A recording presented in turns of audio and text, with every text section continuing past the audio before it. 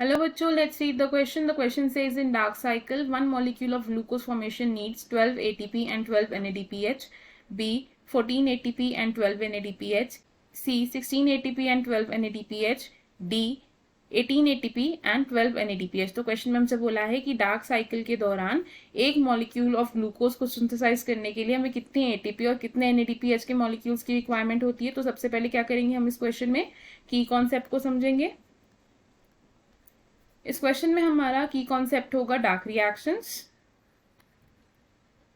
Dark reactions dark reactions को हम commonly क्या कहते हैं, कैल्विन साइकिल या फिर C3 साइकिल। अब ये जो कैल्विन साइकिल होती है, C3 साइकिल होती है, इसके 3 मेजर स्टेप्स होते हैं। ये 3 स्टेप्स कौन कौन से हैं? फर्स्ट स्टेप होता है कार्बोक्सिलेशन। कार्बोक्सिलेशन में क्या होता है, कंडेंसेशन होती है। कंडेंसेशन, किसकी कंडेंसेशन हो रही है? Of carbon dioxide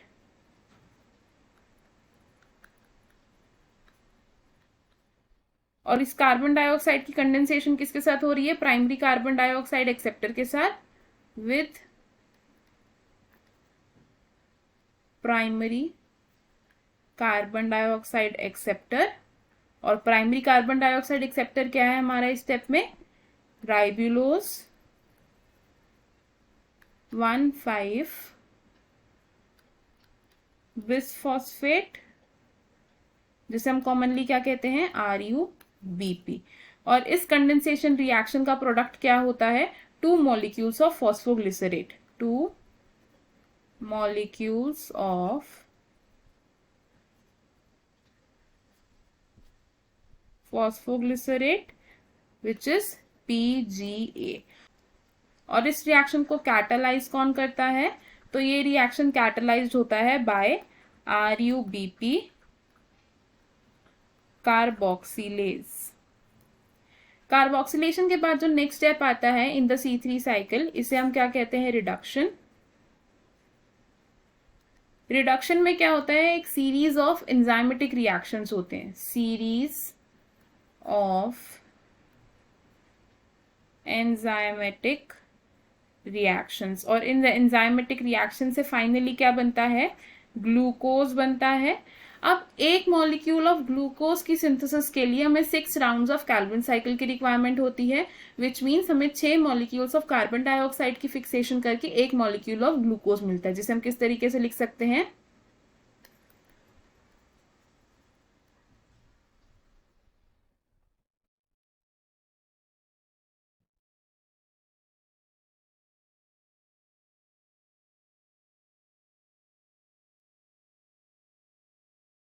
fixation of 6 carbon dioxide molecule से 1 ग्लूकोज बन रहा है।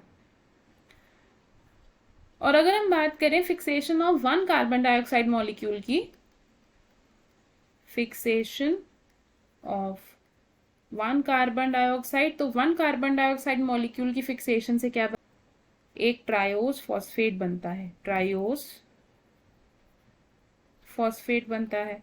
और एक ट्रायोस फॉस्फेट के लिए हमें 2 ATP एंड 2 NADPH की रिक्वायरमेंट होती है। तो 6 कार्बन डाइऑक्साइड मॉलिक्यूल्स के लिए हमें कितने ATP और कितने NADPH चाहिए होंगे? फिर for 6 CO2 molecules we need 12 ATP and 12 NADPH।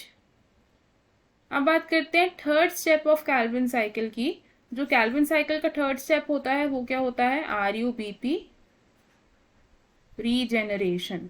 RUBP क्या है? प्राइमरी कार्बन डाइऑक्साइड एक्सेप्टर है, और इस स्टेप में क्या हो रहा है? उसकी रीजेनरेशन हो रही है। Regeneration of RUBP। और इस स्टेप में हमें 1 मॉलिक्यूल ऑफ ATP की रिक्वायरमेंट होती है। तो एक मॉलिक्यूल ऑफ ग्लूकोज के लिए हमें क्या चाहिए? Fixation of 6 carbon dioxide molecules चाहिए। तो टोटल एक मॉलिक्यूल ऑफ ग्लूकोज के लिए कितनी ATP की रिक्वायरमेंट होगी हमें?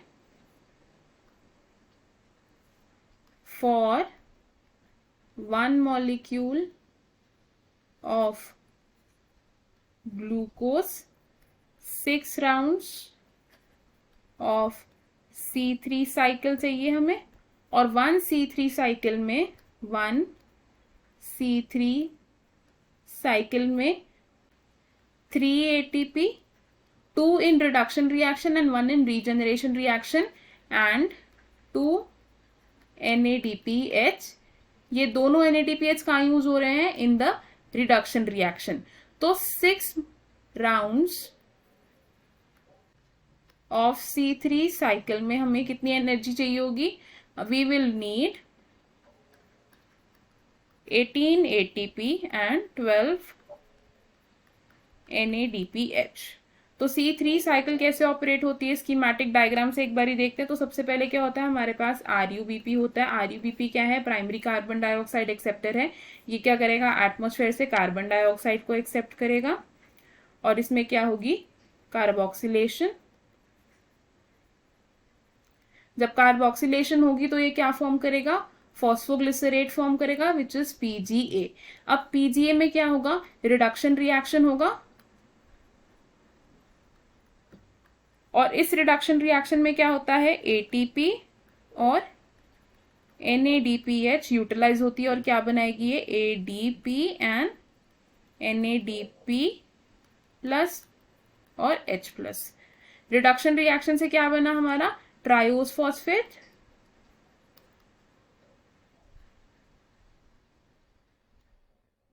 इस ट्रायोस फॉस्फेट का क्या होगा? रीजेनरेशन रिएक्शन होगा, विच इज रीजेनरेशन. और RUBP रीजेनरेशन में क्या होता है? ATP यूज्ड अप होती है, यानी कि जो ATP है वो किस में कन्वर्ट हो जाएगा? Into ADP. सो ये हमने क्या बनाया है? दिस इज 1 C3 साइकिल, यानी कि इस तरीके से कार्बन डाइऑक्साइड मॉलिक्यूल की फिक्सेशन होती है इन कैल्विन साइकिल. तो हमारा फाइनल और करेक्ट आंसर क्या है? From the given options it is option D, which says 18 ATP and 12 NADPH. तो हम क्या लिखेंगे? Option D is correct. बाकी ऑप्शंस क्यों इनकरेक्ट है? ऑप्शन ए से 12 ATP एंड 12 NADPH. तो 12 ATP और 12 NADPH से ग्लूकोज मॉलिक्यूल की सिंथेसिस नहीं होती, तो ये ऑप्शन रॉन्ग हो जाएगा. ऑप्शन बी से 14 ATP एंड 12 NADPH. तो this amount of molecules is not required for glucose synthesis, तो ये ऑप्शन भी रॉन्ग हो जाएगा. ऑप्शन सी से 16 ATP एंड 12 NADPH. तो एक ग्लूकोज मॉलिक्यूल को सिंथेसाइज करने के लिए हमें 12 NADPH और 16 ATP की रिक्वायरमेंट नहीं होती, तो ये ऑप्शन भी रॉन्ग हो जाएगा. सो हमारा करेक्ट और फाइनल आंसर क्या है? Option D. I hope you understood it well. All the best. Thank you.